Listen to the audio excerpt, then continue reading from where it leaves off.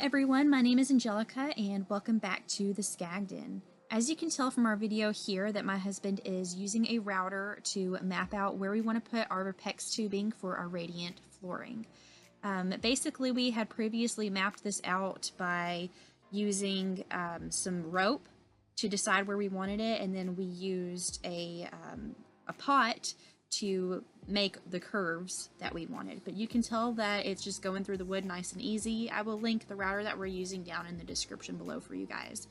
But we're doing it about a 1/2 inch deep and just going back and forth from the areas we want routed. We're only doing this on the areas where we're walking, so the areas where the cabinets and the shower and our bed and stuff are, we're not going to need it under there.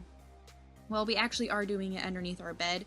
That's only because we're going to have our gray tank and freshwater tank under there, and in the winter if we ever need to have the radiant flooring on to heat that, that'll be fine, but that'll be its own separate unit that I'll show later in the video. But yeah, so you'll see later on how my husband kind of put the radiant flooring down and how we tested it to make sure that it works and everything is going to cooperate as planned. Guys, so you can see that it's pretty dark in here because we're doing this at night, but my husband did this yesterday while I wasn't here. We ended up routing out where we needed the lines to go. We did about 1/2 inch, and then he got this PEX tubing here, and we ended up getting two, whoa, come on, focus. We ended up getting some 100-foot rolls of PEX tubing in red to be able to use for the radiant flooring. And I'll take you guys back. So we have these heat shields under here. This is going to help conduct the heat. And let me grab the flashlight. All right. So you can see where we routed out and put these coils. And then we're going to put our subfloor over it.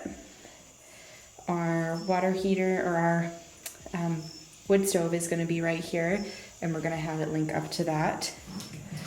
We have it going through. This is going to be our kitchen area. Basically, we wanted to put it in all the areas we're going to be walking through.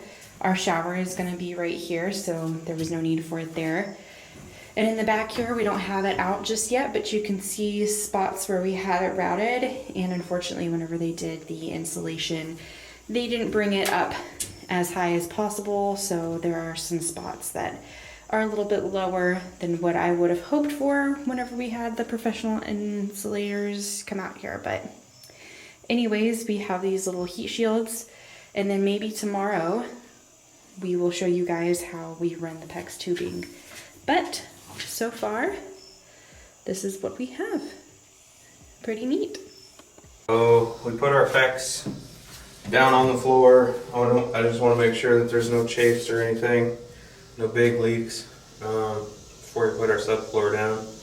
But basically all I've done is put a plug on this end of the line, and then basically an adapter so I can put air pressure to it. So what I'm going to do is put pressure to it and then basically bring it up. I shouldn't have more than 50 psi in the system at any time, but I just want to check it to that, make sure that everything's going to hold. Why do you have a pot in your hand? Shrapnel. Okay. So basically what I'm going to do is just hold that over this because I don't want to catch that plug if it didn't hold something stupid. But I have 25 psi in this hose right now. So I'll hold 25 psi hopefully.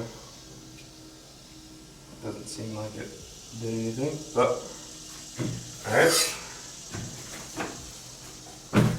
So then I guess we'll check it at 50 and see what she does. Alright, so sorry this is not a very smooth transition, but basically we were able to test the radiant tubing as you saw, and there were no leaks, there was no hissing noises anywhere else, even when we took it up to that 50 psi. So now we are finishing installing our subfloor. You can tell there was already one little piece put down, and that was at the beginning of the school bus that we did that.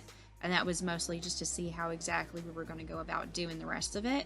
So now you can see how we're doing it, and I can kind of walk you through how we did it. It's not that complicated. But basically, you want to get your measurements and cut it to what you need. And then it was a little bit tricky with the tubing. We had to do a little bit of finessing to get it in the grooves. But besides that was probably one of the most complicated parts of this. You know, obviously, if you're not doing radiant flooring, this is going to be a pretty simple task. So we're lining it up, and when once we have it lined up and the tubes exactly where they need to be, we are getting our subfloor glue and putting that along all the little bits of framework that we've done.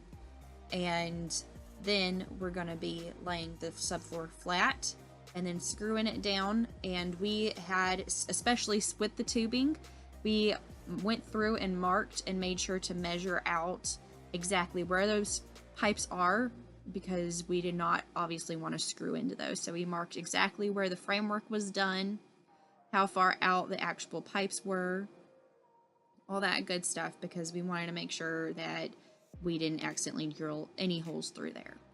So you'll probably see some awkward moments of us just trying to get everything together and, you know, smooth out and good to go, but that is pretty much how we did it. And then on the next piece, you'll see that my husband, he cut a small little indentation into one of the boards, and that's where all of the rest of the pipe is going to come out. That's actually going to hook up to our wood stove once we bring it in. So yeah, I hope that y'all just enjoy watching the rest of this, and there we go.